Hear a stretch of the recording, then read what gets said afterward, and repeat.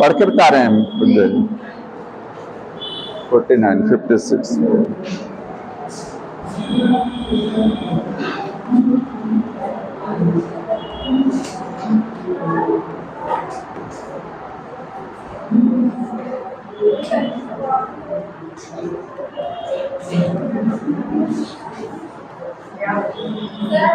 बताइए बताइए। हाँ, मैंने आपसे कहा था कि इंग्लिश हिंदी एक साथ मिलना बहुत मुश्किल काम है। तो आज जैसे जो बच्चे इंग्लिश वाले तो उनको इंग्लिश मिला था कि नहीं मिला था, ये बताइए। ये हमारी मिस्टेक नहीं है, हमने दोनों वर्जन दिया था अलग अलग, इसलिए जिसको बच्चे को हिंदी चाहिए वो इंग्लिश हिंदी वाला करेगा, बाकी इंग्लिश वाले करेंगे। हिंदी मिला तुमको, अगली बार से समस्या नहीं आएगी, बता दिया जाएगा, ठीक है? कोई बात नहीं, क्या करेंगे। ये आंसर नोट कर लीजिए, टेस्ट के जो रॉन्ग आंसर दिए हुए हैं, ठीक है? आंसर शीट में कुछ आंसर रॉन्ग है। इसमें एक क्वेश्चन था 36, पूछा गया था मेल और फीमेल कॉकरोच में क्या डिफरेंस होता है। उसमें लिखा हुआ है एनल सर्सी का ऑप्शन सही किया गया, जबकि एनल स्टाइल होता है। ऑप्शन क्या होना चाहिए इसमें? एनल स्टाइल, ठीक है? पूछा गया था कि फीमेल में क्या चीज नहीं होती है जो मेल में होती है। अरे बता तो रहा हूं, ऑप्शन में होना चाहिए एनल स्टाइल।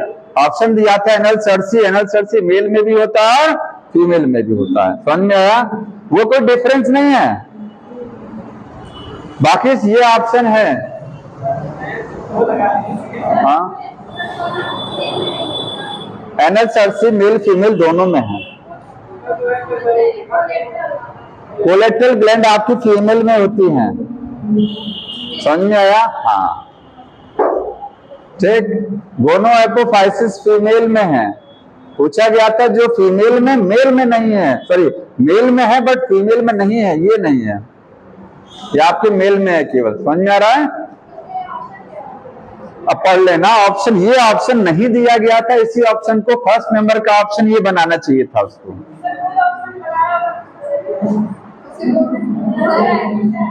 हाँ, अगली बार ये नहीं होगा, मैं बता दूंगा, अगली बार इस तरीके की समस्या नहीं आएगी, निश्चिंत रहिए। समझ में आया? क्या कह रहे हैं? अब पढ़ लिया जाए थोड़ा सा, सामने देखिए सब लोग। चैप्टर क्या पढ़ना है?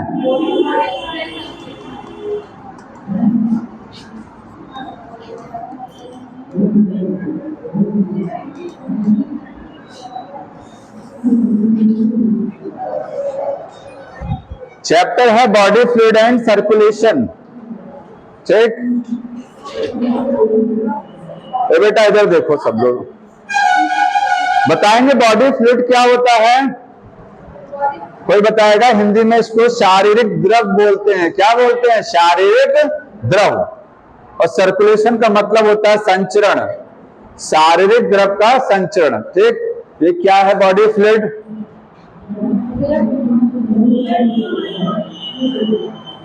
देखिए हमारी बॉडी के अंदर जितने भी लिक्विड हैं वो सब क्या है? बॉडी फ्लूइड है, जितने भी लिक्विड है। अब आपकी बॉडी में क्या क्या लिक्विड है? ब्लड है और लिम्फ हो गया, लिम्फ का मतलब लसिका, ठीक है? और बताएंगे CSF, CSF इसका full form cerebro spinal fluid, brain के अंदर फ्लूइड होता है, समझ में आया? और कोई बॉडी फ्लूइड? टीयर्स, आंसू जो है बॉडी फ्लूइड है, टीयर्स। जितने एंजाइम बॉडी में बन रहे हैं वो सब क्या है? बॉडी फ्लूइड है। पसीना बनता है, स्वेट, बॉडी का फ्लूइड है। बॉडी फ्लूइड वो चीज है जो आपकी बॉडी में बनती है और उसकी नेचर कैसी होती है? लिक्विड। आपके शरीर में कोई भी चीज ऐसी बन रही है जिसकी नेचर कैसी है?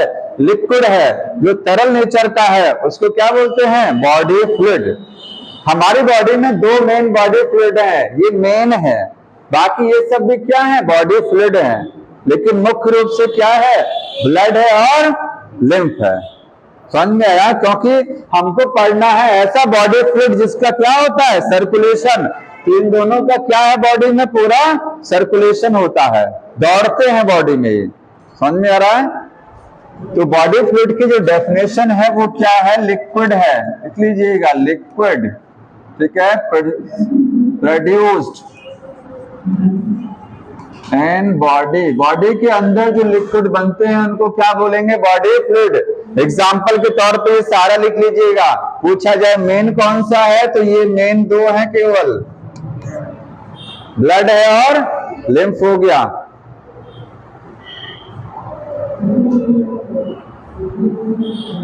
कुछ लिख नहीं रहे हैं, लिखा हुआ है पिछले साल का। अब ये अगले साल ना होने पाए, अगले साल फिर मत कहिएगा कि ये पिछले साल का लिखा हुआ है। हाँ, ये नौबत ना आने पाए। चलिए, ये हो गया बॉडी फ्लूइड। देखिए, ऑर्गेनिज्म जितने भी जीव हैं वो दो प्रकार के होते हैं, सिंपल और कॉम्प्लेक्स। जैसे Porifera phylum, phylum Coelenterata, phylum आगे कौन सा, टिनोफोरा, ये सब क्या है, निम्न कोटि के जीव हैं। और बाकी आगे एनलिडा से आगे चलेंगे, थोड़ा सा क्या है, हायर में, मतलब हायर तो नहीं है लेकिन थोड़ा सा कॉम्प्लेक्स है, ठीक है। तो जो लोअर ऑर्गेनिज्म होते हैं निम्न कोटि के, जिनमें ऐसे बॉडी फ्लूइड नहीं होते हैं, जिनमें ब्लड नहीं होता है, ठीक, उनमें क्या होता है। अच्छा, इसका काम जानते हैं, बॉडी फ्लूइड का काम क्या होता है, समझिए। बॉडी फ्लूइड की डेफिनेशन, इसका फंक्शन क्या है, तो फंक्शन का मतलब इसका कार्य क्या है, क्या करते हैं बॉडी फ्लूइड, ब्लड क्या करता है, ट्रांसपोर्ट ऑफ मटेरियल, शरीर के अंदर पदार्थों का क्या करते हैं, ट्रांसपोर्ट। पहला फंक्शन हो गया ट्रांसपोर्ट करना, क्या चीज, ऑफ, ऑक्सीजन का ट्रांसपोर्ट करना, ठीक है। मैं यहां लिख रहा हूं ट्रांसपोर्ट ऑफ न्यूट्रिएंट्स, जितने न्यूट्रिएंट्स है उनका ट्रांसपोर्ट करना, जैसे ग्लूकोज हो गया, ठीक है, और प्रोटीन हो गया, ये सारी चीजें, विटामिन हो गया। भाई ब्लड सारी चीजों का ट्रांसपोर्ट कराता है ना, न्यूट्रिएंट का कहां ट्रांसपोर्ट कराएगा, टिश्यू में, कहां पर, टिश्यू में। दूसरा काम क्या है, transport of gases, transport of gases. हमारी बॉडी में कौन कौन सी गैसेस ट्रांसपोर्ट होती हैं, O2 एंड CO2। ये दूसरा काम हो गया बॉडी फ्लूइड का, ठीक। और एक काम और है, बॉडी के अंदर जितने वेस्ट प्रोडक्ट बनते हैं, उत्सर्जी पदार्थ, उनको शरीर से बाहर निकालना। तो रिमूवल ऑफ वेस्ट प्रोडक्ट, या उनका ट्रांसपोर्ट कराना, ये काम है बॉडी फ्लूइड का।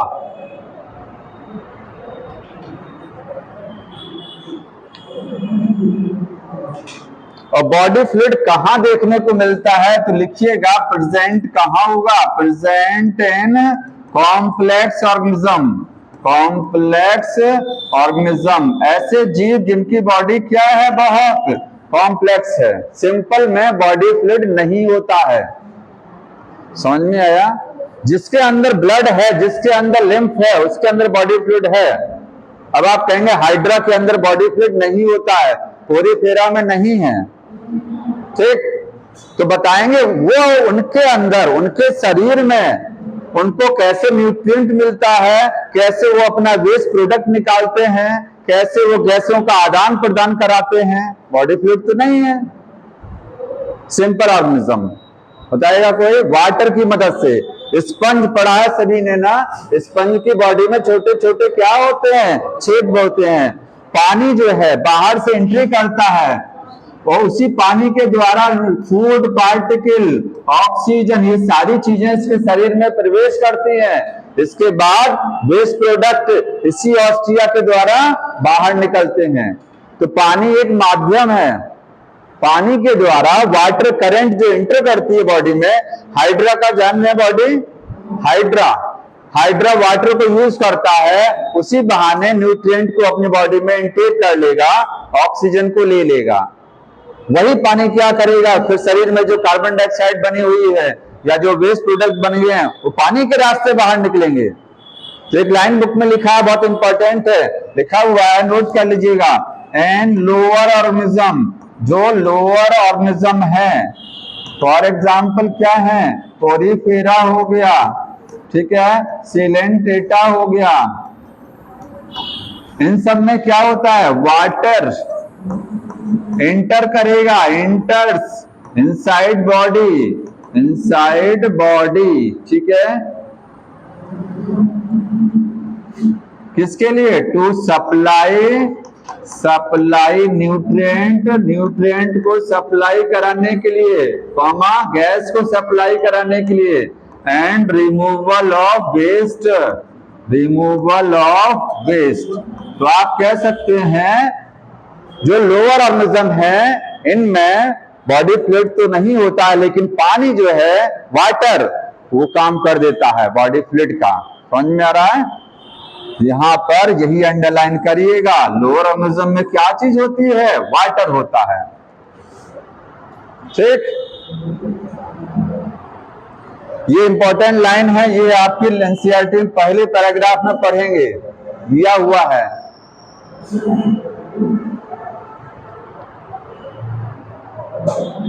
टेस्ट पेपर जब हुआ करे तो एक चीज ध्यान रखा करिए कि कोई क्वेश्चन गलत है, इसको आप तो देखा करिए, कोई देखता तो है नहीं है कि कोई क्वेश्चन का आंसर मिस है। हमने आंसर चेक नहीं किया था, मुझे जहां तक लगता है कि ये किसी ऐप से मैंने निकाला था, साइड से मैंने डायरेक्ट इसको आपको दे दिया, मैंने आंसर नहीं चेक किया था। जब मुझे बाद में मैंने पेपर देखा, मैंने कहा एक बार चेक करके देखता हूं, तो उसमें मिस्टेक दिखा, फिर मैंने पूरा चेक किया, कई मिस्टेक दिख गया, समझ में आया, बहुत खराब हुआ है।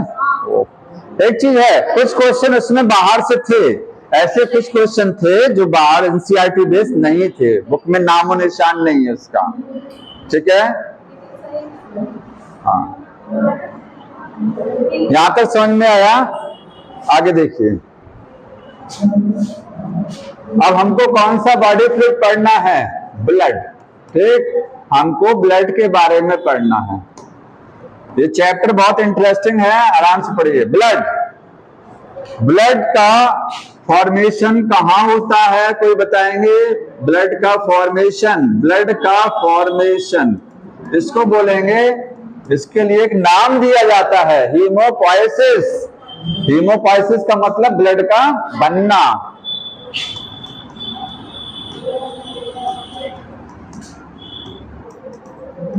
रक्त का निर्माण होना। बताएंगे कहां ब्लड बनता है? अगर मैं कहूं एडल्ट में ब्लड कहां बनेगा? In red bone marrow. Bone marrow दो प्रकार की है, येलो बोन मैरो और रेड। जो हड्डियां होती हैं, ये हड्डी है, ठीक है, ये हो गया, यहां पर ये रेड बोन मैरो ये है, ठीक। ये क्या होता है? Yellow bone marrow. Embryonic life में बताएंगे, एम्ब्रियोनिक लाइफ में, हाँ बताएंगे कहां बनता है एम्ब्रियोनिक लाइफ में ब्लड, कहां बनेगा? यॉर्क सैक, लिवर की स्प्लीन। हाँ देखिए, एम्ब्रियोनिक लाइफ में आपका लिवर में भी बनेगा, लिवर में, स्प्लीन में भी बनेगा और यॉर्क सैक में भी बनेगा। यॉर्क सैक जानते हैं क्या है? एक्स्ट्रा एम्ब्रियोनिक मेम्ब्रेन है, चार होती हैं, chorion, amnion, allantois, yolk sac, ये चार एक्स्ट्रा एम्ब्रियोनिक मेम्ब्रेन है। समझ में आया? तो ये एम्ब्रियोनिक लाइफ में इसमें बनेगा। अच्छा बताएंगे फीटस में कहां बनेगा? फीटस देखिए, जब 9 महीने तक बच्चे का विकास होता है गर्भ में, यूट्रस में, उसमें दो अवस्थाएं आती हैं, एक होती है अर्ली एम्ब्रियोनिक लाइफ, एक होती है late embryonic life.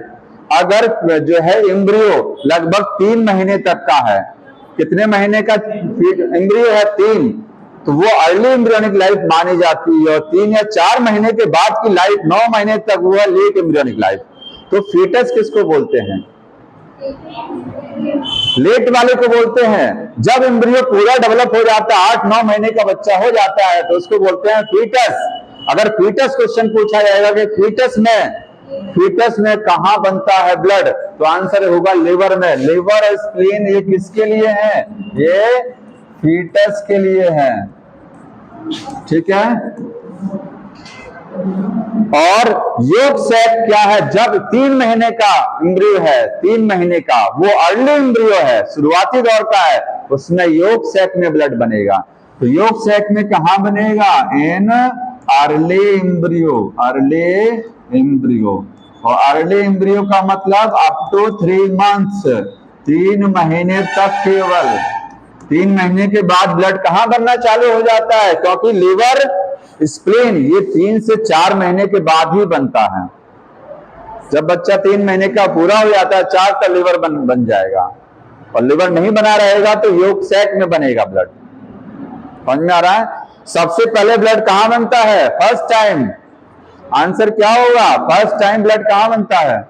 Yolk sac में। अरे याद कर लो, पहली बार ब्लड यहां बनेगा जीवन में, इसके बाद यहां बनेगा, उसके बाद बोन मैरो में बनेगा।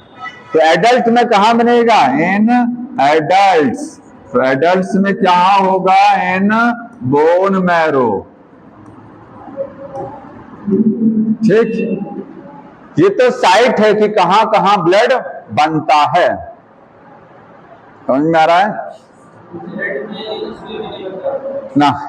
स्प्लीन में ब्लड नहीं बनता है। Spleen graveyard of RBC, RBC का ग्रेवयार्ड है, ठीक है। आरबीसी मरने के बाद वहां इकट्ठी हो जाती हैं। थोड़ा बहुत माइन्यूट अगर बनता होगा, ठीक है। तो अगर ऑप्शन में आएगा, ये ऑप्शन में नहीं है या इसके साथ स्प्लीन दिया हुआ है, तो एक बार को सही करेंगे। मेन चीज ये है बोन मैरो, याद रखिएगा। समझ में आया? ये तो हो गया फॉर्मेशन। ब्लड में कितनी चीजें हैं? 2 चीजें हैं। एक है फॉर्म्ड एलिमेंट्स, एलिमेंट्स। अच्छा, एक चीज और, ब्लड शरीर में कितना होता है? शरीर के वजन के हिसाब से 5 से 7%, 5 से 7% ऑफ बॉडी वेट। बॉडी के वेट का कितना? 5 to 7%, 5 से 7% शरीर के वजन का। अगर किसी का वजन कितना है? 70 किलो है, तो 3.5 लीटर से लेकर के और 5 लीटर तक। समझ में आया? 5 से 7% ऑफ बॉडी वेट। हाँ, अप्रोक्स 5 लीटर मानते हैं, अप्रोक्स 5 लीटर मानते हैं हम लोग। समझ में आया? ये तो हो गया ब्लड कितना परसेंट। ब्लड के कंपोनेंट क्या क्या चीजें होती हैं?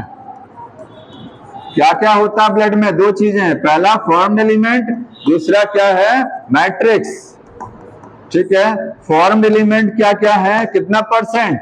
ये आपका 45%। और मैट्रिक्स का मतलब है प्लाज्मा। मैट्रिक्स क्या होता है? प्लाज्मा। प्लाज्मा कितना परसेंट? 55% में प्लाज्मा, यही है ना? 55% में प्लाज्मा और बाकी फॉर्म्ड। फॉर्म्ड एलिमेंट जानते हैं क्या है? सेल या सेल के टुकड़े, सेल और सेल के टुकड़े, फ्रैगमेंट। पहले इसको पढ़ लेते हैं, प्लाज्मा क्या होता है। ठीक है, तो देखिए प्लाज्मा क्या है? लिक्विड है। कैसा नेचर है इसका? लिक्विड। ब्लड में एक चीज और समझिए, ब्लड एक कनेक्टिव टिश्यू है। कैसा है? Fluid connective tissue, fluid connective tissue. कैसा टिश्यू है ब्लड? फ्लूइड। फ्लूइड का मतलब लिक्विड नेचर का है। ब्लड में फाइबर्स नहीं होते हैं। किस टिश्यू में फाइबर नहीं है? ब्लड में कोई फाइबर नहीं है। ठीक है, fibres absent, fibres absent.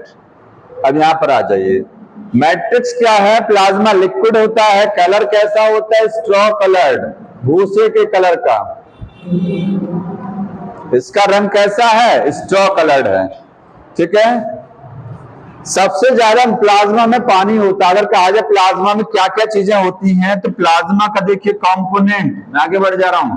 Plasma का कंपोनेंट्स ऑफ प्लाज्मा, क्या क्या चीजें देखने को मिलेंगी? पहले सबसे ज्यादा 90 से 92% क्या मिलेगा? वाटर मिलेगा। पानी होता है सबसे ज्यादा प्लाज्मा में। ठीक है, उसके बाद प्रोटीन्स होती हैं कितना, लगभग 6 से 8% क्या है, प्रोटीन्स हैं। बाकी सब 1% में, बाकी जितना बचा ब्लड में बहुत सारी चीजें होती है बताएंगे। तो रेस्ट जो बचा वो 1% में बाकी आ जाएगा, रेस्ट मटेरियल्स, बाकी बचे हुए पदार्थ वो 1% में आते हैं। ठीक है, अब हमको प्रोटीन्स के बारे में पढ़ना है, बचा हुआ क्या क्या होता है। देखिए कौन कौन सी प्रोटीन होती हैं, तो एल्ब्यूमिन, एल्ब्यूमिन सबसे ज्यादा मिलने वाली प्रोटीन कौन सी है, एल्ब्यूमिन, मोस्ट अबंडेंट प्रोटीन, सबसे ज्यादा मिलने वाली ब्लड में, ये मोस्ट अबंडेंट।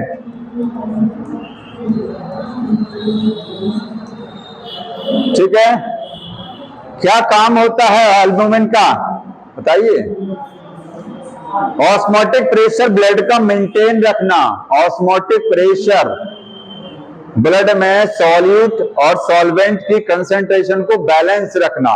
ठीक है, तो इसका काम क्या है, मेंटेन ऑस्मोटिक प्रेशर, इंपॉर्टेंट है ब्लड का। एल्ब्यूमिन क्या करता है, दूसरा और कोई बताएंगे क्या और होता है, क्लॉटिंग फैक्टर्स, क्लॉटिंग फैक्टर्स नहीं, फैक्टर नहीं, नाम लिख रहे हैं, प्रोथ्रोम्बिन, प्रोथ्रोम्बिन, और क्या है, फाइब्रिनोजन,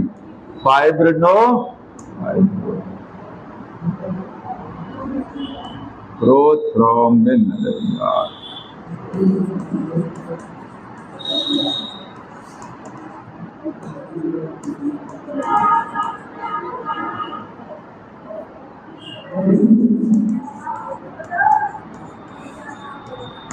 ये दो है जो कि प्रोटीन है, ब्लड को जमाने में मदद करती है, ब्लड को क्लॉट कराने में। समझ में आ रहा है, ये प्लाज्मा में होती है। काम क्या है इनका, ब्लड क्लॉटिंग, ब्लड क्लॉटिंग। इसके बाद और बताएंगे ग्लोब्यूलिन, ग्लोब्यूलिन। देखिए इसको कंफ्यूज मत करिएगा, ऑप्शन अगर क्वेश्चन आता है कि ग्लोबिन प्रोटीन कहां होती है बताइए, ग्लोबिन प्रोटीन कहां होती है, प्लाज्मा में कि फॉर्म्ड एलिमेंट में, ग्लोबिन, बस हो जाएगा गलत, यही इसलिए बताइए ये ग्लोब्यूलिन है, ये ग्लोबिन है। ग्लोबिन हीमोग्लोबिन के अंदर है, कहां है, हीमो, और हीमोग्लोबिन आरबीसी के अंदर होता है। हीमोग्लोबिन किसका हिस्सा, आरबीसी, और आरबीसी क्या है, फॉर्म्ड एलिमेंट, सेल है। तो ग्लोब्यूलिन प्रोटीन आपको ये वाली सेल के अंदर मिलेगा, और ये वाली कहां मिलेगी, प्लाज्मा, स्पेलिंग में अंतर है, ये समझ में आ रहा है ना, ये ग्लोबिन है, ये ग्लोब्यूलिन है।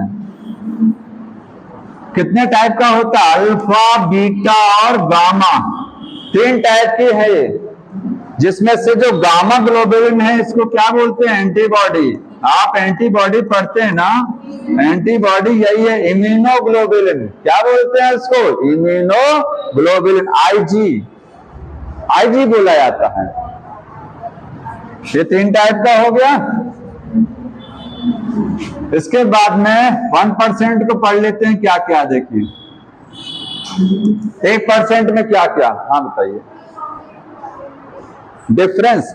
देखिए थ्रोम्बिन प्रोटीन का इनएक्टिव फॉर्म है प्रोथ्रोम्बिन, और ये क्या है, फाइब्रिनोजन, ये फाइब्रिन का इनएक्टिव फॉर्म है। फाइब्रिनोजन कन्वर्ट होती है फाइब्रिन में, प्रोथ्रोम्बिन कन्वर्ट होता है थ्रोम्बिन में, एंजाइम होता है थ्रोम्बोप्लास्टिन। ठीक है, ये दोनों इनएक्टिव हैं। ये एक्टिव कब होती हैं, जब ब्लड प्लेटलेट्स कहीं कट बॉडी में लगेगा तो ब्लड रिलीज होगा, उस समय एक्टिव होंगी।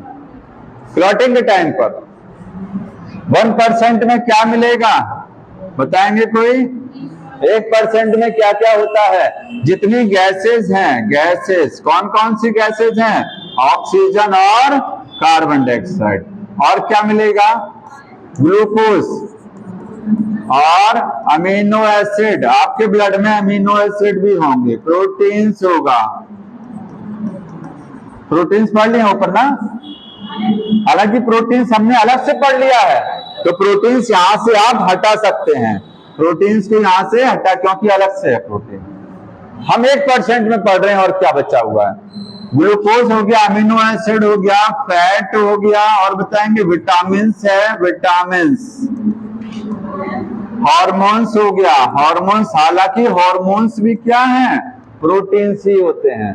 हार्मोन्स क्या है, प्रोटीन।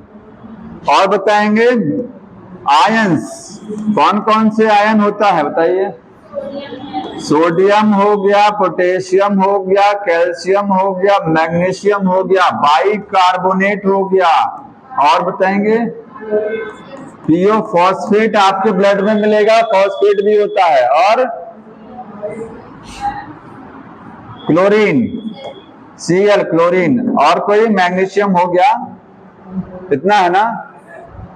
इसमें याद रखिए सबसे ज्यादा क्या होता है, सबसे कम क्या होता है, तो सबसे ज्यादा है क्लोराइड आयन, ये है हाईएस्ट अमाउंट, हाईएस्ट, और सबसे कम में मैग्नीशियम लोवेस्ट।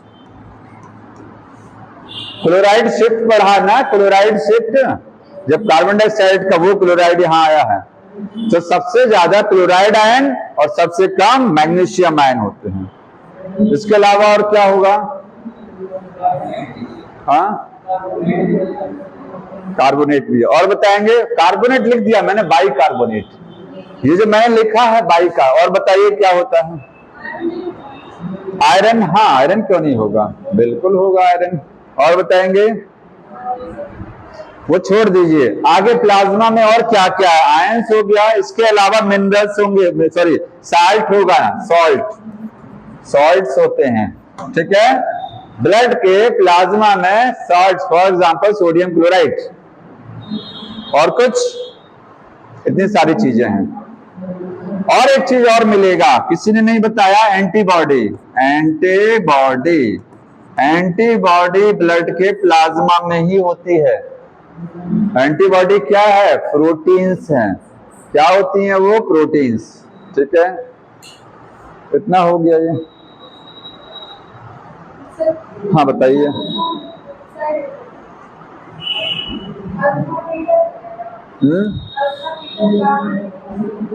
काम, अल्फा और बीटा ये एल्बुमिन के साथ मिल करके ऑस्मोटिक प्रेशर मेंटेन करती हैं। अल्फा बीटा जो बचा हुआ है ये किसके साथ काम करती है, एल्बुमिन के साथ में, और ऑस्मोटिक प्रेशर को मेंटेन कराते हैं। समझ में आया, इसका काम है प्रोटेक्शन करना, क्योंकि ये एंटीबॉडी है गामा ग्लोबुलिन।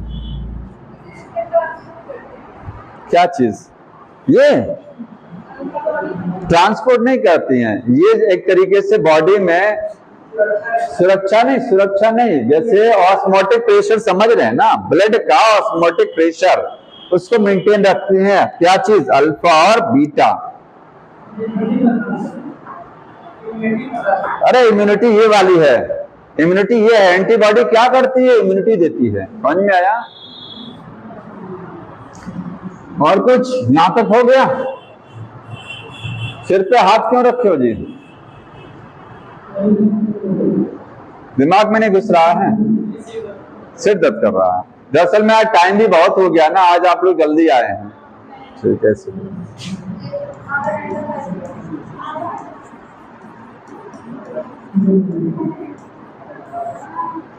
टीचर, देखिए टीचर बनिए, टीचर डॉक्टर के बाद, डॉक्टर एक प्रोफेशन टीचर, टीचर की बहुत जिम्मेदारियां होती हैं।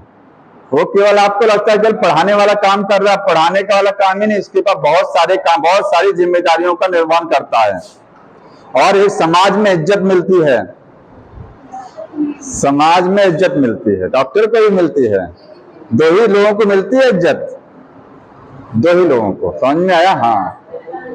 और टीचर कभी रिटायर नहीं होता है, ये पता होना चाहिए, कभी रिटायर नहीं होता। किसी अध्यापक के सामने सेवानिवृत्त नहीं लिखा रहता है, रिटायर होने का मतलब उसका ज्ञान खत्म, उसका ज्ञान खत्म नहीं होता, कभी भी कभी रिटायर नहीं होता वो। हाँ, ये बात अलग है, बनना नहीं चाहते, ये बात अलग है। तो कुछ लोग तो बाय डिफॉल्ट बन जाते हैं ना, कुछ लोगों का मकसद ही नहीं होता, बाय डिफॉल्ट बीटीसी कर लिया, चलो बन गए टीचर, बीएड कर लिया टीचर बन गए, बाय डिफॉल्ट बन जाते हैं। लेकिन पढ़ाना एक आर्ट है, जान लीजिए एक चीज, पढ़ाना एक आर्ट होती है, तो सबके बस की बात नहीं होती है। भले बहुत सारे लोगों के अंदर बहुत जानकारी है, बहुत नॉलेज है, वो पढ़ा नहीं पाते हैं।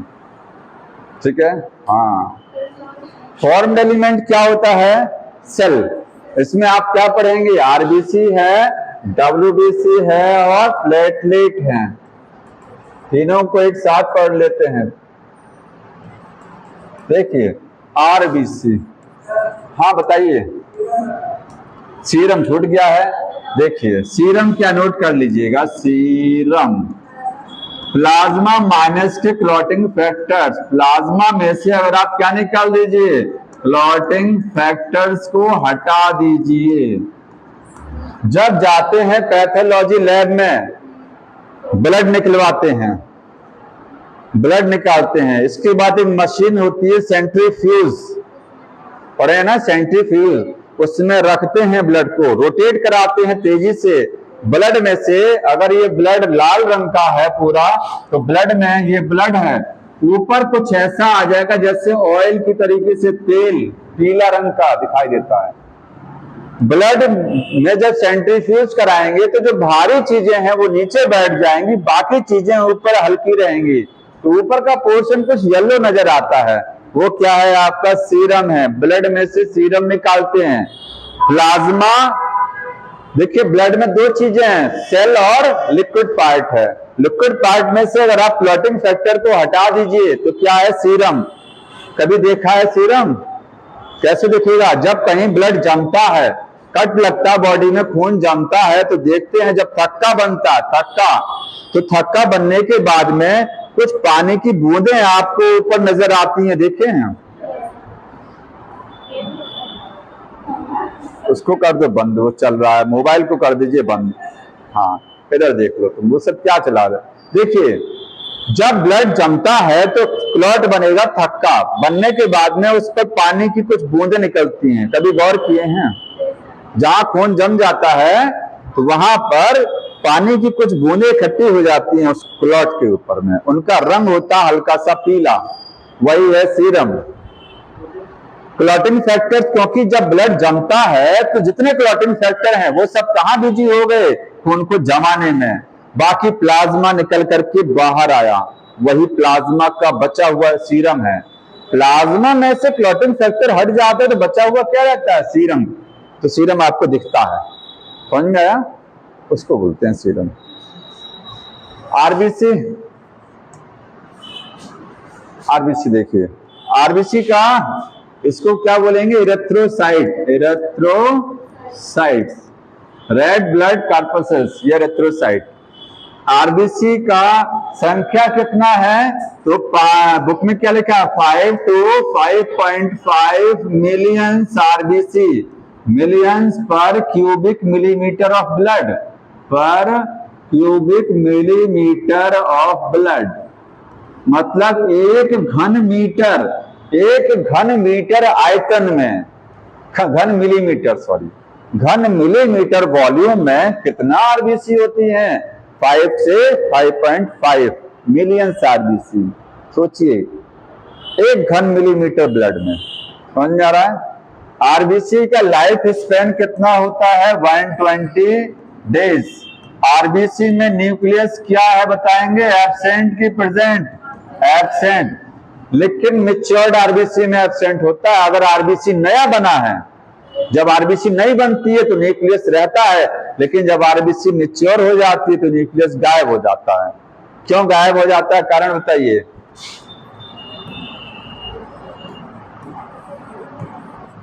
मैच्योर्ड आरबीसी में न्यूक्लियस क्यों गायब हो जाएगा? बताओ जी। कारण यह है कि आरबीसी में अगर देखिए, आरबीसी क्या काम, क्या होता है, क्या काम है? इसके अंदर हीमोग्लोबिन है, और हीमोग्लोबिन का काम क्या है? ऑक्सीजन को ले जाना और कार्बन डाइऑक्साइड को वापस लेके आना। तो आरबीसी क्या करती है? ज्यादा से ज्यादा ऑक्सीजन या कार्बन डाइऑक्साइड को पकड़ने के चक्कर में वो हीमोग्लोबिन को ज्यादा रखना चाहती, क्योंकि जितना ज्यादा हीमोग्लोबिन रहेगा उतना ही गैस का आदान प्रदान, एक्सचेंज क्या होगा? बढ़िया होगा। तो हीमोग्लोबिन ज्यादा इकट्ठा करने के चक्कर में आरबीसी अपने अंदर से कुछ चीजों को क्या कर देती है, हटा देती है। ना तो आरबीसी में माइटोकॉन्ड्रिया होता है, ना ही एंडोप्लाज्मिक रेटिकुलम होता है, ज्यादातर कोशिकांग गायब मिलते हैं। समझ में आया? आपने प्रोकैरियोटिक सेल पढ़ा ना, प्रोकैरियोटिक सेल में न्यूक्लियस के अलावा कुछ होता है, राइबोसोम होते हैं, बाकी कुछ नहीं होता है। ऐसे इसमें तो न्यूक्लियस भी नहीं होता है। तो आप कहेंगे आरबीसी अंदर से लगभग क्या है, खाली है, केवल हीमोग्लोबिन भरा हुआ है। समझ में आया? तो आरबीसी में न्यूक्लियस गायब होने का रीजन क्या है? टू एकोमोडेट, लिख लीजिएगा, एकोमोडेट मोर हीमोग्लोबिन, ज्यादा हीमोग्लोबिन को इकट्ठा करने के चक्कर में ये क्या हो जाती है, न्यूक्लियस को हटा, इसमें से डिसअपीयर हो जाता है। माइटोकॉन्ड्रिया एब्सेंट होगा, माइटोकॉन्ड्रिया क्या है, एब्सेंट। तो माइटोकॉन्ड्रिया नहीं है, ना होने की वजह से फायदा क्या होगा, नुकसान की रेस्पिरेशन बताएंगे आरबीसी में कैसा होता है। क्वेश्चन पूछा जाता है आरबीसी में श्वसन कैसा, एरोबिक या एनारोबिक? एनारोबिक, क्योंकि माइटोकॉन्ड्रिया नहीं है, एनारोबिक।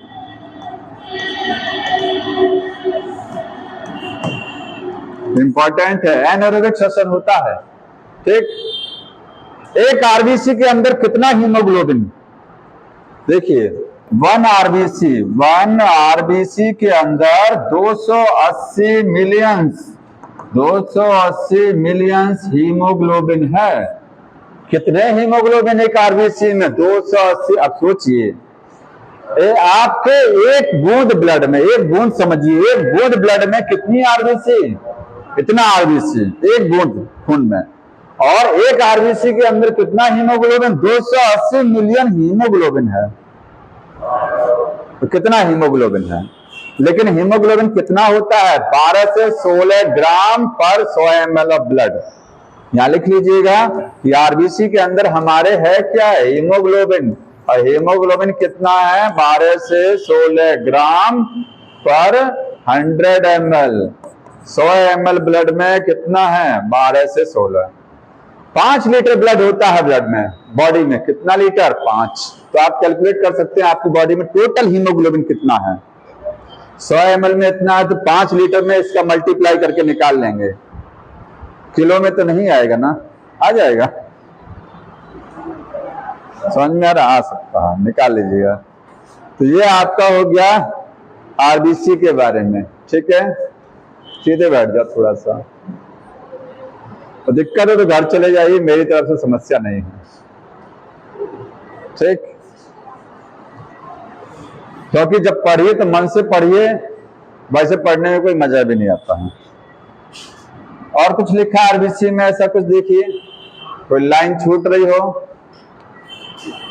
हाँ, एक चीज और समझिए, देखिए एक चीज और, अगर आरबीसी बढ़ जाती हैं, तो इसको क्या बोलते हैं, नॉर्मल से ज्यादा आरबीसी हो गया है, एरिथ्रोसाइटोसिस। ये जो साइटोसिस सफिक्स लगा हुआ है, साइटोसिस सफिक्स कब लगता है, जब कोई चीज ज्यादा हो जाती है, इससे ज्यादा। इसका एक नाम है, पॉलीसाइथीमिया भी बोलते हैं, पॉलीसाइथीमिया।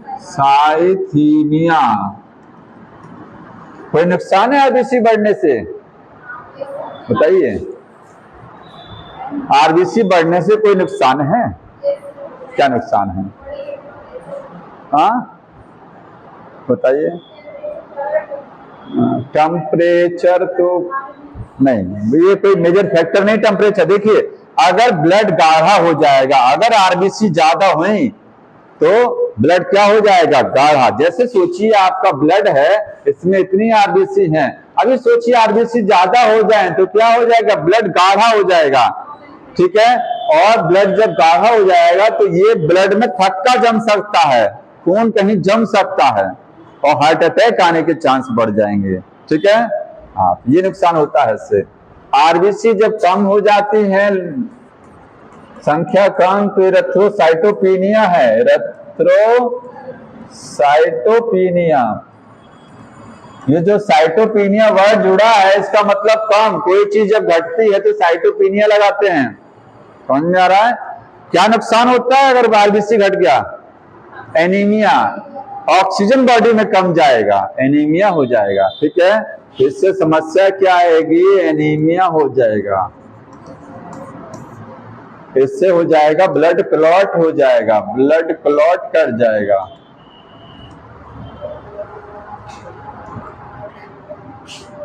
ये आरबीसी हो गया। ठीक, और देखिए इसके बाद डब्ल्यूबीसी, दूसरी सेल कौन सी है? डब्ल्यूबीसी। डब्ल्यूबीसी को और क्या कह सकते हैं आप? ल्यूकोसाइट, इनको बोलते हैं ल्यूकोसाइट्स, ल्यूकोसाइट्स।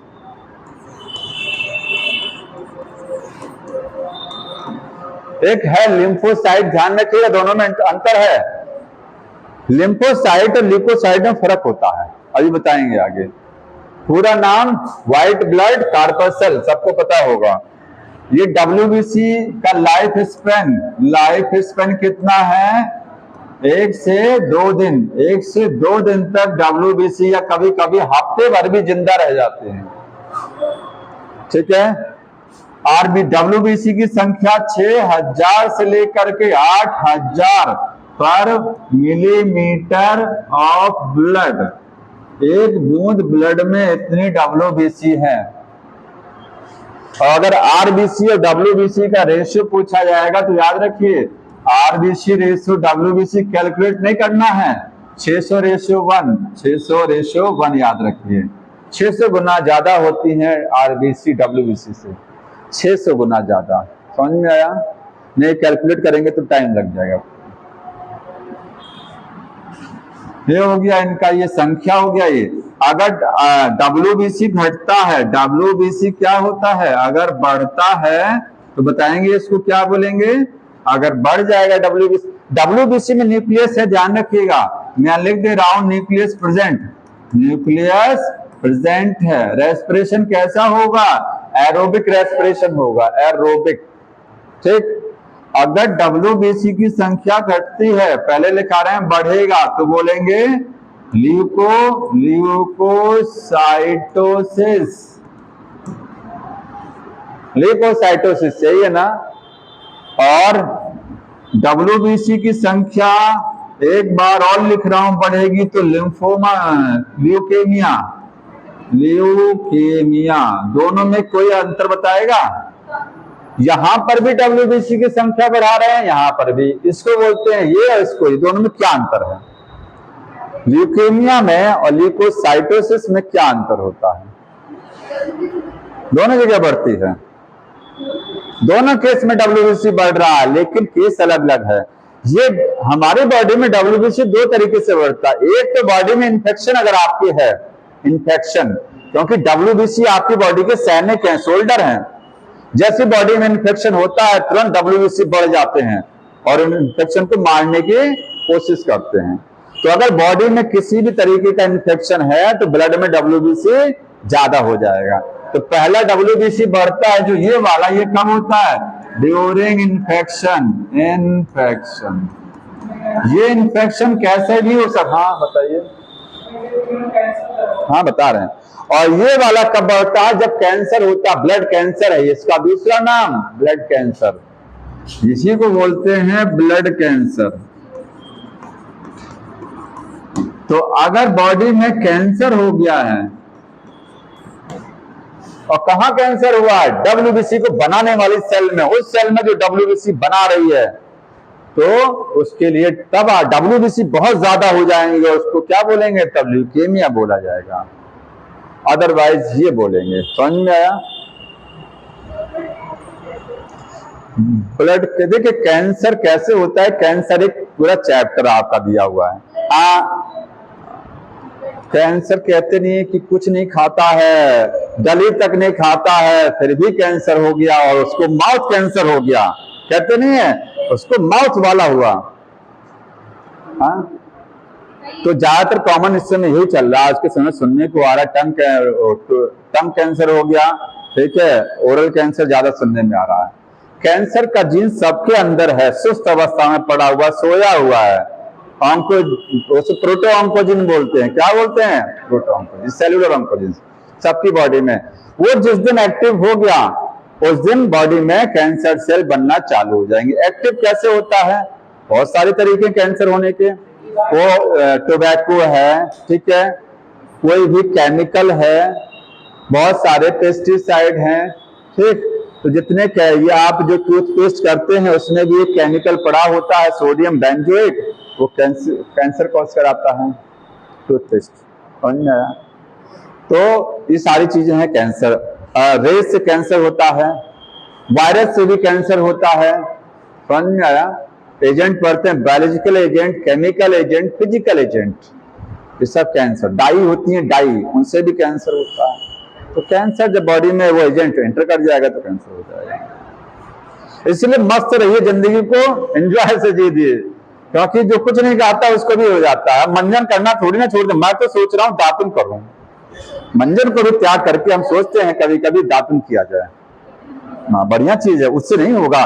पुराने जमाने के जो लोग थे उनके दांत मजबूत, उनको कभी ओरल कैंसर नहीं होता था, कारण वो दातुन करते थे।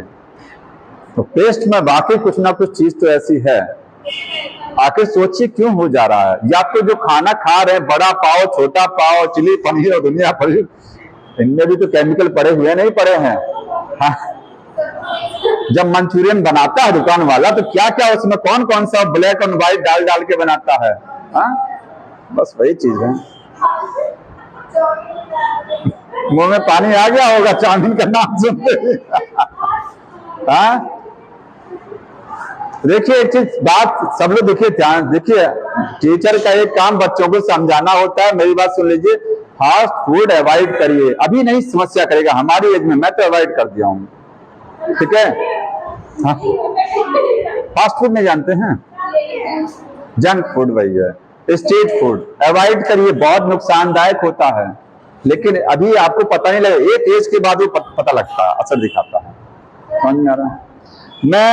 मुझे कभी दोस्त मिल गए तो खिला दिए, जैसे फुल्की हो गया और ये दुनिया भर की चीजें, मैं अपने मन से नहीं खाता हूँ कभी। कोई मिल गया जबरदस्ती कर दिया तो ठीक है, हम अपने मन से नहीं खाने जाएंगे। मना भी तो नहीं कर सकते हैं कि नहीं नहीं नहीं नहीं खाएंगे, तो फिर कहेंगे बहुत ब्रह्मचारी हो गए, सात्विक हो गए भाई, ये तो ये भी सही नहीं। कभी कभी तो देखिए ऊपर सबको एक दो बांस पर जाना है, कोई 3 बांस पर नहीं जाएगा ना, सब 2 बांस पर ऊपर जाते हैं। जब कभी सोचिए कि हम धरती पर आए क्यों हैं, सबको एक ना एक दिन ऊपर जाना है, तो जिंदगी में कुछ रह नहीं जाता है ना, कुछ जीने की तमन्ना ही खत्म हो जाती है उस दिन फिर, ठीक। इसलिए जिंदगी को एंजॉय से जी दिए, बोझ बना के नहीं जीना चाहिए। पढ़ाई का काम मिला ना, अभी एक समय तक है, पढ़ाई करिए, उसके बाद हमारी तरीके से मौज करिए। हाँ, क्यों? पढ़ना लिखना नहीं रहेगा, लेकिन हमको तो जिंदगी भर पढ़ाना है, जब तक बुढ़े नहीं हो जाएंगे, हाँ, तब तक पढ़ाना है भाई। टीचर के एक ऐसा है, वो कोई काम ही नहीं कर सकता है। बाकी लोग क्या है, दुकान खोल के बैठ जाएंगे, कुछ भी बिजनेस कर लेंगे, हम लोग क्या करेंगे? हम लोग अगर पढ़ाई ना करें, ये पढ़ाए ना, तो बेकार है हमारे लिए। क्या करेंगे इसके अलावा? जिंदगी में कुछ सीखे तो है नहीं है। हाँ, हल चलाना भी नहीं सीखे कि खेती कर ले जा करके, वो भी नहीं कर पाएंगे। कुछ आता ही नहीं है, इसके अलावा कुछ नहीं आता है। देखिए, ये याद रखिएगा, ये WBC हो गया। अब WBC का टाइप देखिए, 2 टाइप का WBC है। एक आपका, हाँ, पहले ग्रेन्यूलोसाइट, और दूसरा क्या है?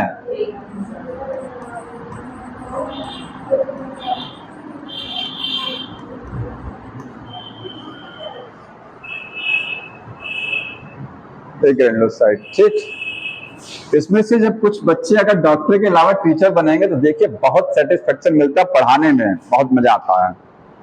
समझ में आया? लेकिन ज्यादा खुद बच्चे होने चाहिए, अच्छी खासी स्ट्रेंथ हो, चिल्लाने में बोलने में बहुत मजा आता है। ये प्रोफेशन बहुत अच्छा है, लेकिन कुछ लोग है ना, ये नाम है ना, मास्टरों का नाम कलम कर दिए हैं। वो लोग ना पढ़ाते हैं, वो स्कूल में अगर सरकारी मास्टर बन गए तो जिंदगी में चाक नहीं उठाएंगे। अगर उठा लिए तो वो सोचते हैं कि ये तो भाई हमको फ्री फंड की तनख्वाह मिल रही है, क्यों उठाने जाए। बहुत पड़े हुए ऐसे नालायक, है ना। हाँ भाई, किसी के होम पेरेंट तो बुरा मत मानिएगा, लेकिन मैं जान रहा हूं अगर कोई चाक नहीं उठा रहा तो उससे बेकार टीचर नहीं, वो टीचर कहने लायक ही नहीं है। वो तो 1 लाख रुपया तनख्वाह ले रहे हैं बैठ करके वो, हाँ, उससे ऊपर सैलरी होती है। सबकी नजरों में सारे जितने लोग हैं सब कहते हैं टीचर की सैलरी सबसे ज्यादा होता है ना, सब कहते हैं कि टीचर की सैलरी सबसे ज्यादा होती है, बाकी होती भी है इस समय, लेकिन जानते नहीं एक बहुत बड़ी जिम्मेदारी उसके पास होती है। ठीक है, और डिपार्टमेंट आप देख लीजिए, ऊपर का इनकम 2 पैसा ऊपर से भी आता है। टीचर के पास अगर वो कोचिंग ट्यूशन ना पढ़ाए कुछ आता है, केवल फिक्स सैलरी रहती है उसके पास, फिक्स सैलरी, कुछ नहीं है। मेहनत करता हूं। एक ग्रेनुलोसाइट क्या है? इसको हिंदी में बोलते हैं कणिका कोशिकाएं। ऐसी WBC जिसके अंदर क्या है, दाने होते हैं, ग्रेन्यूल्स होता है। तो इनका जो साइटोप्लाज्म है, इनका जो क्या चीज है, साइटोप्लाज्म है, वो क्या है, नॉट क्लियर, क्लियर नहीं है। क्यों क्लियर नहीं है? क्योंकि छोटे छोटे दाने हैं इसमें, ग्रेन्यूल्स हैं, ग्रेन्यूल्स होते हैं इन साइटोप्लाज्म। ठीक है, साइटोप्लाज्म में ग्रेन्यूल्स हैं और इनका साइटोप्लाज्म क्या है, क्लियर है, क्लियर साइटोप्लाज्म। साइटोप्लाज्म मतलब ग्रेन्यूल्स एब्सेंट, ग्रेन्यूल्स क्या है, एब्सेंट होते हैं। कौन आ रहा है? ग्रेन्यूल्स नहीं है। इनके टाइप 3 टाइप। पहला कौन सा है, न्यूट्रोफिल्स, न्यूट्रो PHILES। दूसरा है इओसिनोफिल्स, EO सिनोफिल्स, जो भी होगा। और तीसरा है बेसोफिल्स, बेसोफाइल्स। ठीक, ये 3 हैं। और यहाँ क्या पढ़ते हैं, यहाँ हम पढ़ते हैं 2 टाइप है, मोनोसाइट और लिम्फोसाइट। मोनोसाइट और दूसरा है लिम्फोसाइट। ठीक है, मोनोसाइट और लिम्फोसाइट। ये पूछा जाता है परसेंटेज इनका, बहुत इंपॉर्टेंट है, याद रखिए, अलग से लिख दो। इनका परसेंट 60 से 65% तक ये है। ठीक है, इस्नोफिल 2 से 3%, ये 0.5 से लेकर के 1% तक है। अगर सब नहीं याद कर पाइए तो सबसे ज्यादा कौन सा, सबसे कम कौन सा है? ये सबसे हाईएस्ट है। ये क्या है, हाईएस्ट, सबसे ज्यादा संख्या, और सबसे लोएस्ट ये है। सबसे कम कौन सा होता है, बेसोफिल 0.5%, और मोनोसाइट कोई बताएगा 6 से 8% मोनोसाइट, और लिम्फोसाइट 20 से 25। सब बुक में दिया है, ये सारी चीजें बुक में लिखी गई हैं, सब परसेंट याद रख लीजिएगा।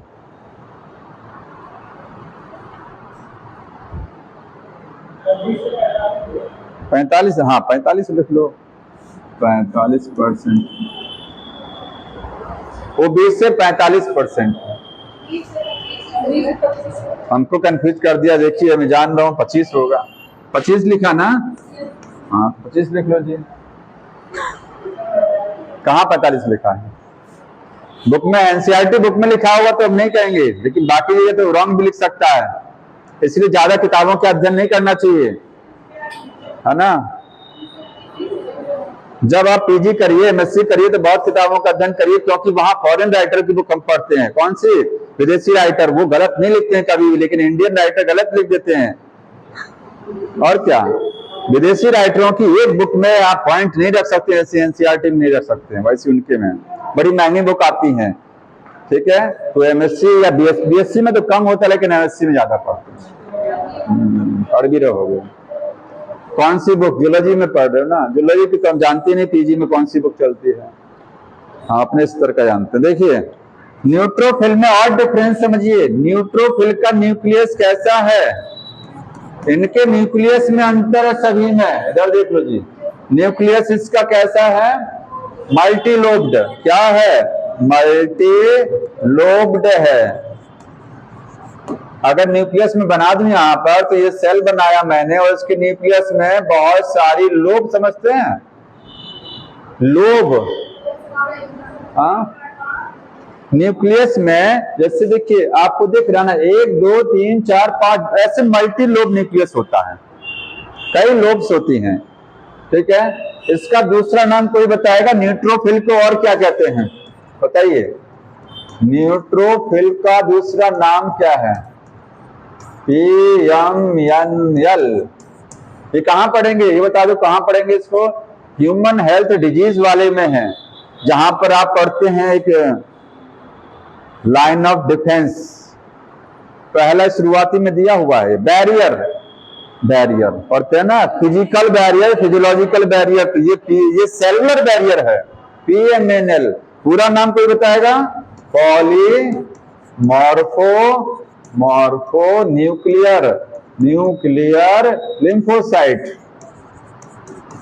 अब ये बताइए इसको, ये क्यों बोला जाता है, ये नाम क्यों दिया गया PMNL? पॉलीफिम, हाँ लोग चेंज नहीं होता है, एक के अंदर फिक्स है। अगर मान लीजिए न्यूट्रोफिल है, इसके अंदर 6 लोग हैं तो 6 की 6 रहेंगे, लेकिन कोई दूसरा न्यूट्रोफिल हुआ, उसके अंदर हो सकता है 5 लोग हो, तीसरे के अंदर 8 लोग हो। न्यूक्लियस में वेरिएशन नजर आता है, न्यूट्रोफिल जो है सब में न्यूक्लियस में अंतर नजर आता है, इसलिए बहुत सारी टाइप के न्यूक्लियस नजर आएंगे। न्यूक्लियस में वेरिएशन है, और वेरिएशन को क्या बोलते हैं? पॉलीमॉर्फिज्म, पॉलीमॉर्फिज्म बोलते हैं ना। पॉली का मतलब ढेर सारा, मॉर्फो का मतलब मॉर्फोलॉजी, किसमें है? न्यूक्लियस में। और ये है क्या चीज? लिम्फोसाइट का एक प्रकार है ना, ये एक तरीके का क्या है? लिम्फोसाइट, ठीक है। PMNL, इसको ये हो गया मल्टीलोब। इयोसिनोफिल का न्यूक्लियस कैसा है? ये देखो जी, बाइलोब्ड। कैसा है? बाइलोब्ड। अगर मैं इसका न्यूक्लियस बनाऊं तो ये न्यूक्लियस ये हो गया। जो हेडफोन आता नहीं है, हेडफोन सेम वही, 2 लोब है उसके अंदर, बाइलोब्ड न्यूक्लियस। और इसका न्यूक्लियस कैसा है? S shape. ये देखिए इसका न्यूक्लियस ऐसे बनता है, ये है एस शेप्ड। इसमें 3 से 4 लोब होती हैं, ध्यान रखिएगा। कितनी लोब होती हैं? 3 से 4 लोब्स। और इसमें बहुत सारी लोब हैं, इसमें 2 लोब हैं, इसमें 3 से 4 लोब हैं बेसोफिल में। एरियोलर कनेक्टेड टिश्यू में बेसोफिल की तरीके से एक सेल होती है, इसका नाम क्या है? Mast cell. क्या करती है? मास्ट सेल, ठीक। इनका काम देख लीजिए सबका, क्या काम होता है इनका। देखिए आगे के पेज पे लिख दे रहा हूं, लोग आए आगे के पेज पे। न्यूट्रोफिल का काम, न्यूट्रोफिल्स एंड मोनोसाइट दोनों क्या करती हैं? देखिए आपने उधर मोनोसाइट पढ़ेंगे, अभी हम क्या पढ़ेंगे? मोनोसाइट। तो दोनों का काम एक ही है, फैगोसाइटोसिस। फैगोसाइटोसिस मतलब भक्षण करना, जीवाणुओं को खा लेना, ठीक है, जैसे अमीबा भोजन करता है। और न्यूट्रोफिल का काम क्या है? हो गया न्यूट्रोफिल तो हो गया। बेसोफिल बताएंगे कोई? क्या करता है बेसोफिल? हाँ बताइए। बेसोफिल से हिस्टामिन, सेरोटोनिन और हिपेरिन मैंने लिखा चुका हूं उधर मास्ट सेल में, ठीक।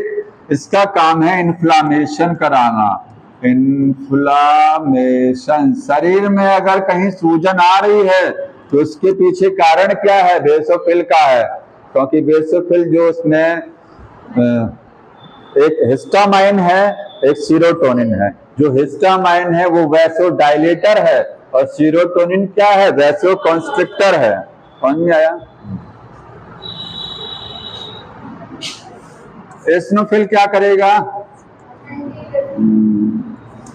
हाँ क्या काम है इसका? एलर्जिक, हाँ एंटी एलर्जी, एलर्जी को रोकता है, ठीक है। ये है एंटी एलर्जिक। मतलब एलर्जिक रिएक्शन में इसका रोल है, तो कहाँ है? इन एलर्जी में, एलर्जी में काम करता है। तो इस्नोफिलिया एक बीमारी होती है, सुनिए ना, इस्नोफिलिया में छींक वीक आती है, सब होता है। उसमें होता क्या है, इस्नोफिल का नंबर बढ़ जाता है। क्यों? आपके शरीर में अगर एलर्जी हो गई है, एलर्जी क्या है वो आगे पढ़ेंगे, तो एलर्जी होने से उसको रोकने के लिए ये सेल काम करती है, एलर्जी को रोकने का काम करती हैं, तो इनकी संख्या क्या हो जाती है? बढ़ जाती है। तो अगर इसका नंबर बढ़ गया है तो इस्नोफिलिया हो गया। ठीक, ये इसका हाँ एक बीमारी है, एलर्जिक रिएक्शन है, एलर्जिक डिसऑर्डर है। इससे नहीं बढ़ जाती है, वो एलर्जेंस जब बॉडी में एंटर करते हैं, एलर्जेंस कोई आया बॉडी में, उसकी वजह से क्या हुआ, बॉडी का इम्यून सिस्टम एक्टिव हो गया, ठीक है, तो एलर्जी के सिम्टम आने लग गए। तो एलर्जी को कम करने के लिए ये काम करती है इस्नोफिल। तो उस केस में इनकी संख्या बढ़ती है, क्योंकि एलर्जी अगर बढ़ रही है तो उसको घटाना भी तो है, तो घटाने के लिए इनका नंबर बढ़ना पड़ेगा बॉडी में ना। ठीक है, ये हो गया, ये 3 सेल हो गया।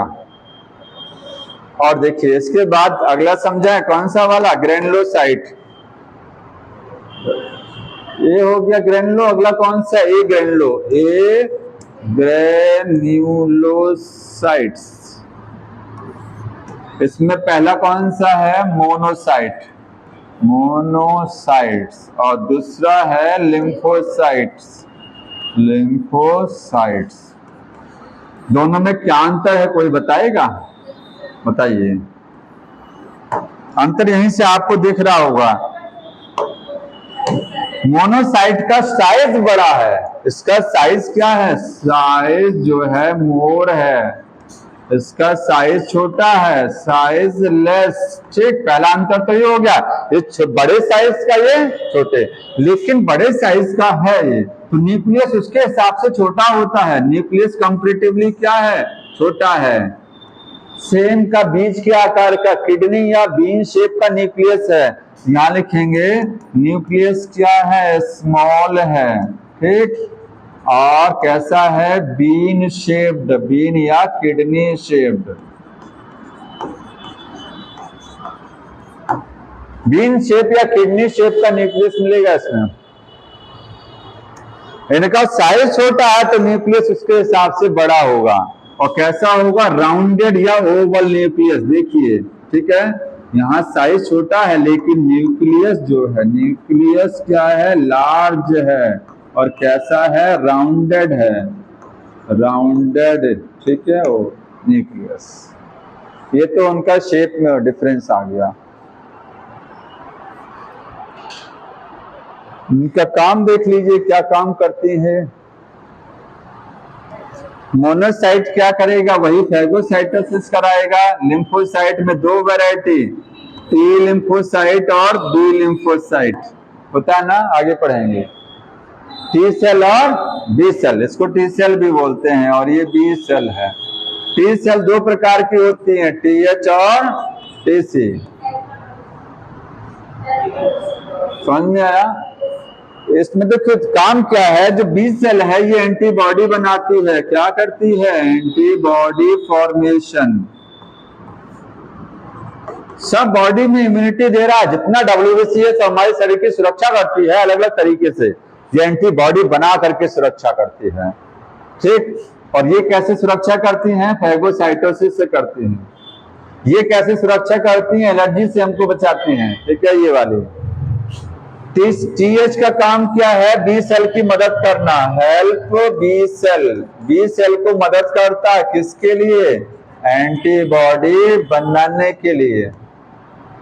जो टीएच है, टीएच का मतलब टी हेल्पर सेल, हेल्पर का मतलब ये हेल्प करेगा, किसकी हेल्प करेगा, बी सेल का, एंटीबॉडी बना, क्योंकि बी सेल बिना इसके एंटीबॉडी नहीं बना सकता है।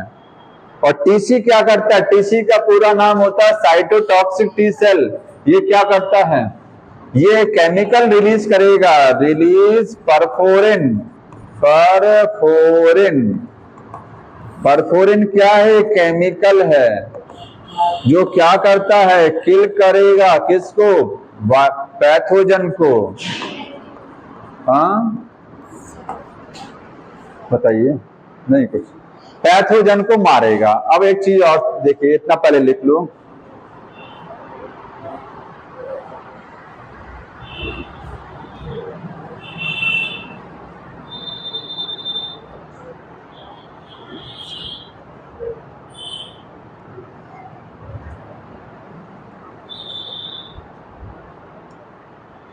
देखिए बॉडी में सुरक्षा दो तरीके से होती है, या तो पैथोजन जो है उनको खा लिया जाए, उनको क्या कर लें, खा ले। कौन खाने का काम करेगा, न्यूट्रोफिल और मोनोसाइट, ये दोनों क्या करते हैं, पैथोजन को खा लेते हैं। और या तो पैथोजन के खिलाफ में एक एंटीबॉडी बना दीजिए। एंटीबॉडी क्या है, वो वेपन है, हथियार है, उस हथियार से पैथोजन मार दिया जाता है।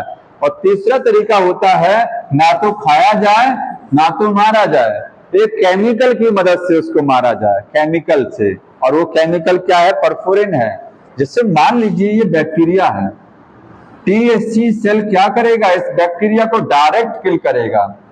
क्या करेगा, डायरेक्ट कैसे करेगा, ये केमिकल रिलीज कराएगा, और वो केमिकल इसको क्या कर देगा, इसके शरीर में छोटा छोटा होल बना देगा, इसके छलनी कर देगा, इसका शरीर छेद बन जाएंगे इसके शरीर में, और इसके शरीर का लिक्विड बाहर आ जाएगा।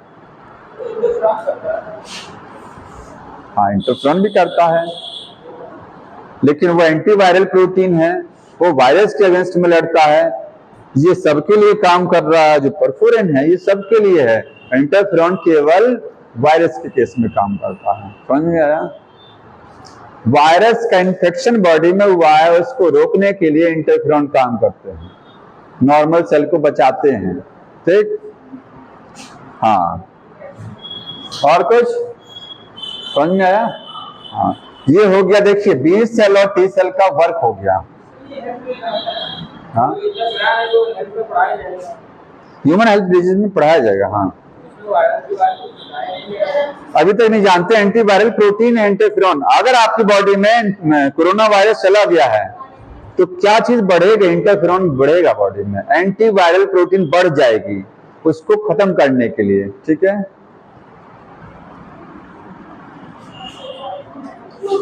WBC फिनिश हो गया।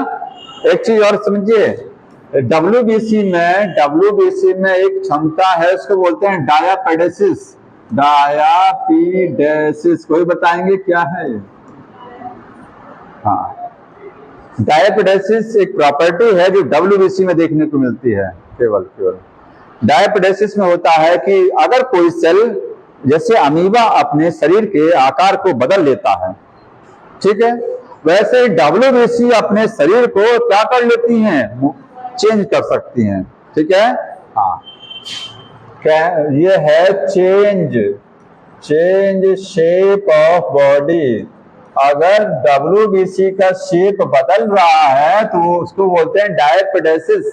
जैसे मान लीजिए आपका ये ब्लड कैपिलरी है, जानते हैं ब्लड कैपिलरी में छोटे छोटे क्या होते हैं, होल होता है, उनसे कभी RBC बाहर नहीं निकलता है, WBC निकल जाता है उसमें से होकर। कि कहां जाता है निकल करके, टिश्यू में। ये आपकी बॉडी की सेल है और यहां से ब्लड बह रहा है इस ब्लड कैपिलरी में, यहां से RBC छोड़ करके बाकी सब बाहर आ जाएगा।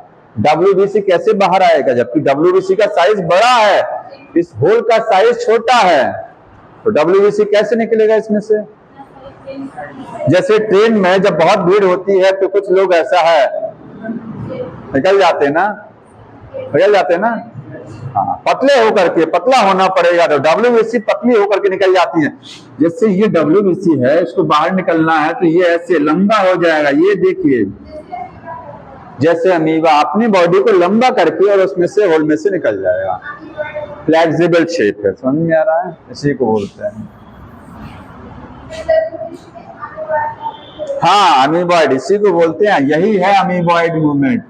अमीबॉइड मूवमेंट, ठीक है। लेकिन सभी WBC में नहीं, ध्यान रखिएगा, केवल मैक्रोफाजेज में। जो जीवाणुओं का भक्षण करती हैं, और वो है न्यूट्रोफिल और मोनोसाइट। अगला सेल कौन सा है? ल्यूकोसाइट जो हो गया, प्लेटलेट। प्लेटलेट्स कितनी संख्या होती है प्लेटलेट की? 1.5 लाख से 3.5 लाख। तो 1.5 लाख से 3.5 लाख पर मिलीमीटर क्यूब ऑफ ब्लड। ठीक, समझ आया? लाइफ स्पैन कोई बताएगा कितना दिन तक WBC जिंदा रहती है? लगभग 1 वीक, 1 हफ्ता लाइफ स्पैन है। बनते कहाँ? साल, कोई बात नहीं, मैंने एक एवरेज बताया, 7 दिन से 12 दिन वही हुआ। ये बनता कहाँ है? जहां ब्लड बनता है। तो ब्लड आपको पता है कहाँ बनता है? ठीक, अब जहां बनेगा। प्लेटलेट जो है होता क्या वास्तव रूप से? सेल नहीं है, नॉट ए सेल, सेल का टुकड़ा है ये। ठीक है, तो प्लेटलेट क्या है? ये fragment of cell, fragments of cell. किस सेल का टुकड़ा है? Megakaryocyte, megakaryocyte. एक सेल होती है आपकी बोन मैरो जो है, बोन मैरो, उसमें एक सेल है, उसका नाम है मेगा कैरियोसाइट। उस सेल से उस सेल के टुकड़े बनते हैं, और उस टुकड़े को क्या बोलते हैं? प्लेटलेट। जैसे देखिए, ये है मेगा कैरियोसाइट, ठीक, इससे प्लेटलेट बनाना है तो कैसे बनेगा? ये टुकड़ा टूटेगा, यहां से अलग हो जाएगा, और क्या बन जाएगा? ये प्लेटलेट।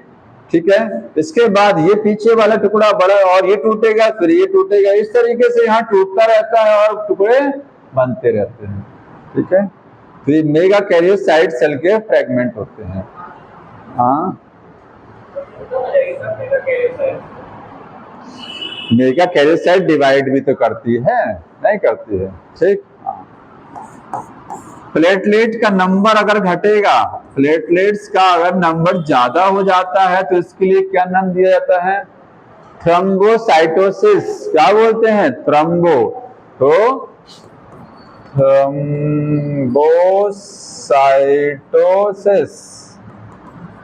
ठीक, और प्लेटलेट का नंबर अगर घट जाएगा, प्लेटलेट्स का नंबर अगर घट जाएगा तो थ्रोम्बोसाइटोपिनिया, थ्रोम्बोसाइटोपिनिया।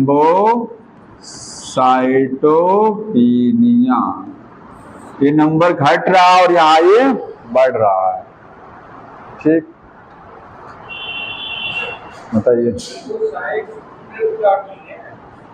थ्रोम्बोसाइट्स जो है वो प्लेटलेट का दूसरा नाम है। प्लेटलेट को हम थ्रोम्बोसाइट सेल बोलते हैं, थ्रोम्बोसाइट सेल। थ्रोम्बोप्लास्टिन तुम कह रहे हो, ब्लड क्लॉटिंग फैक्टर है। थ्रोम्बोप्लास्टिन क्या है? बुक में जो लिखा है वो ये लिखा हुआ है कि प्लेटलेट क्या बनाती हैं। तो platelet release the clotting factor, और क्लॉटिंग फैक्टर बहुत सारे 13 क्लॉटिंग फैक्टर होते हैं। कितने होते हैं? 13। उसमें से एक नाम जो लिखा हुआ है थ्रोम्बोप्लास्टिन। तो यहां लिख लीजिएगा, प्लेटलेट क्या रिलीज करते हैं? ये रिलीज कराएंगे, release clotting factors, clotting. Example क्या है? Thromboplastin, thromboplastin, thromboplastin clotting factor. Calcium भी क्लॉटिंग फैक्टर होता है, बहुत सारे 13 क्लॉटिंग फैक्टर होते हैं। हाँ, विटामिन के clotting factor, fibrinogen protein clotting factor है। ठीक है, प्रोथ्रोम्बिन क्लॉटिंग फैक्टर में आता है। थ्रोम्बोसिस नहीं है, थ्रोम्बोसिस अलग चीज है कोई। हाँ, कुछ कह रहे हैं। प्लेटलेट अगर बढ़ता है तो नुकसानदायक है, वही सेम चीज। आपके बॉडी में कोई सेल या सेल का टुकड़ा बढ़ रहा है तो कहीं ना कहीं वो क्या करेगा? वो ब्लड को जमा देगा, क्लॉट बना देगा। और इनका नंबर अगर घटता है तो ब्लड क्लॉट नहीं करता है, और इनका नंबर बढ़ता है तो ब्लड क्लॉट कर जाता है। ब्लड शरीर के अंदर कहीं जम जाएगा, थक्का बन जाएगा। और कम हो जाएगा तो ब्लड कटने पर ब्लड नहीं जमेगा। ठीक है, डेंगू फीवर में इसका नंबर घटता है, समझ आ रहा है। 60, 70, ये 70,000 के नीचे जब पहुंचता है तो थोड़ा सा डेंजरस माना जाता है। 60 से 70,000 के नीचे। यहां तक कंप्लीट हो गया है। आगे क्या दिया है? आगे हम लोग को पढ़ना है ब्लड ग्रुपिंग।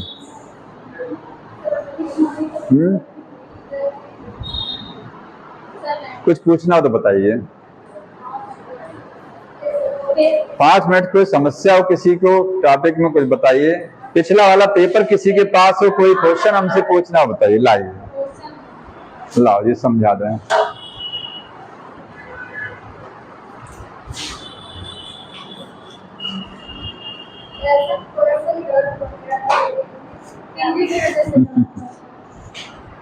तो तुमको मांगना चाहिए था कि हमको इंग्लिश वाला पेपर दो।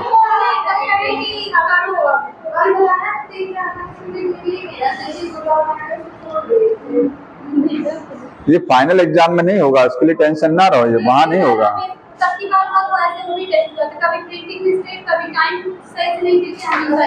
लाइए, कौन सा क्वेश्चन पूछना बताइए। इंग्लिश वाला लाइएगा, हिंदी वाला नहीं। किसी के पास नहीं, मेरे पास है। क्वेश्चन नंबर बोलो, मेरे पास है इंग्लिश वाला।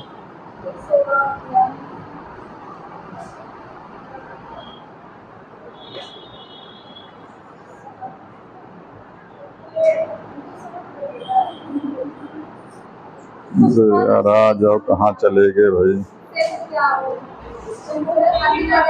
आप क्वेश्चन नंबर बताएंगे, मैं बता रहा हूँ। हाँ, क्वेश्चन नंबर बताइए, इसको समस्या जल्दी से। 106। अरे रुक जाओ पहले, 106 हमारा नहीं है ना।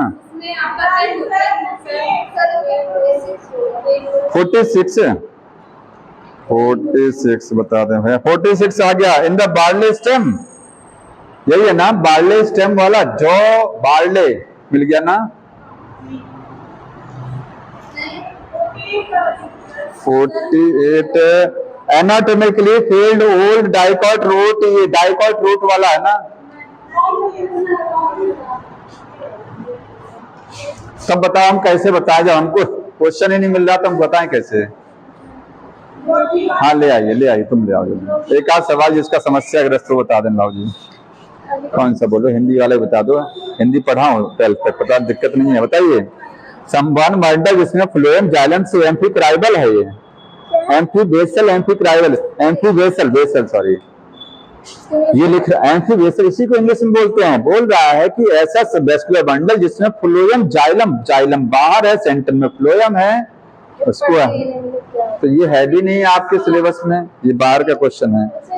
ये क्या है? ये बाइकोलेटरल वेस्कुलर बंडल कुकुरबिटेसी है, इसको इंग्लिश में बोलते हैं बाइकोलेटरल। बाइकोलेटरल जानते हैं, बीच में जाइलम, बीच में फ्लोएम, बाहर भी जाइलम अंदर भी जाइलम, वो है। हाँ, दोनों साइड में। पढ़े हो तुम? पढ़े हो? डबल कैम्बियम होता है, कुकुरबिटेसी में होता है।